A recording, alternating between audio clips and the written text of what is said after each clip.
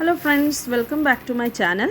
बंधुरा आज के आमी এনেছি কাঁচা আমের টক চাটনি। তো বন্ধুরা দেখুন কেমন করে করেছি। এটা একটা স্পাইসি চাটনি আর এটা আপনারা এক সপ্তাহ রেখে খেতে পারবেন, ফ্রিজে রেখে দিলে খেতে পারবেন। শুধু প্রিকশন নিতে হবে যে আপনারা যে এতে জল লাগাতে পারবেন না, কোনো জলওয়ালা চামচ ব্যবহার করা যাবে না, তাহলে এক সপ্তাহের ওপরেও যেতে পারে। তো আপনারা ফ্রিজে রেখে রেখেও খেতে পারেন। একটা ঝাল, একটা মশলাদার, একটা আমের চাটনি। তো আম নিয়ে নিয়েছি আমি এখানে। আর মশলার জন্য কী কী নিচ্ছি দেখুন, জিরে, ধনে, লবঙ্গ, এলাচ, দারচিনি আর গোলমরিচ। আর এখানে একটা শুকনো নারকেলের টুকরো আছে, এটা আমি একসঙ্গে ভেজে নেব। এটা অন্য সবজিতে ব্যবহার করব, আমি এটা পরে তুলে নেব। কিন্তু এখন এই মশলাগুলো সব একসঙ্গে দিয়ে ভেজে আমি মিক্সার জারে পাউডার করে নেব। সেখানে আমি নারকেলটা তুলে নেব, নারকেলটা আমি পরে ব্যবহার করব। আর এতটা আমার মশলা লাগবে না, এখান থেকে কিছু মশলা আমি চাটনির জন্য ইউজ করব। তো এইভাবে প্রথমে কড়াইটা একদম হালকা গরম হবে, তখন আমরা ভাজতে শুরু করব। না হলে একদম হিট হয়ে গেলে বন্ধুরা এই মশলাগুলো সব তেতে যাবে। তো একটু একটু করে আমরা নাড়িয়ে চাড়িয়ে যখন জিরেগুলো আর ধনেগুলো ফুটতে শুরু করবে আর সুন্দর একটা গন্ধ ছাড়বে, তখন আমরা এটাকে নামিয়ে পাউডার করে নেব। আপনারা শিলনোড়ায়ও করতে পারেন। তো এখানে আমার হয়ে গেছে ভাজা, আমি এটা নামিয়ে নিচ্ছি। আর আমি আমগুলোকে কেটে জলে ভিজিয়ে রেখেছিলাম।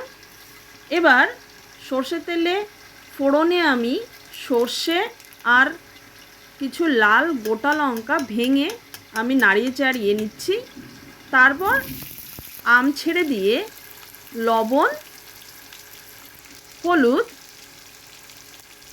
দুটো মিশিয়ে আমি আমগুলোকে একটুখানি হালকা করে ভেজে নেব। বেশি ভাজবো না, অল্প করে ভাজবো, যাতে হলুদের গন্ধটা বেরিয়ে যায় আর সর্ষের যে ফ্লেভারটা ভালো করে আমে ঢুকে যায়। এবার দিয়ে দেব পরিমাণ মতো জল, যে যতটুকু আপনি চাটনির থিকনেস রাখতে চান সেই হিসেবে সেই পরিমাণে আপনি জল দেবেন। আর আমি এইটুকু জল দিয়ে নিলাম। আর বন্ধুরা মশলায় আপনারা মৌরিও ব্যবহার করতে পারেন। এই যে মশলাটা আমি এবার মিক্সার জারে পাউডার করে নিচ্ছি। এপাশে কন্টিনিউয়াসলি আমি চাটনিটাকে নাড়তে থাকবো। আর যখন আমটা একটু কালারটা চেঞ্জ হয়ে যাবে তখন দিয়ে দিলাম চিনি আমি। এবার চিনিটাও বেশ খানিক সময় আমি জাল দেব, বেশ একটু স্টিকি ভাব হয়ে যাবে জ্বালাতে জ্বালাতে। এইভাবে দেখুন কন্টিনিউয়াসলি কিন্তু আমি নাড়িয়েই যাচ্ছি।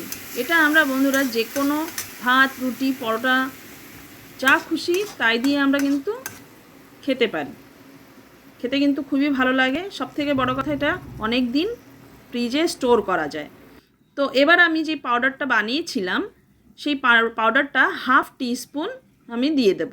দিয়ে সঙ্গে সঙ্গে আমি ফ্লেমটা অফ করে রান্নাটা বন্ধ করে দেব আর নামিয়ে নেব।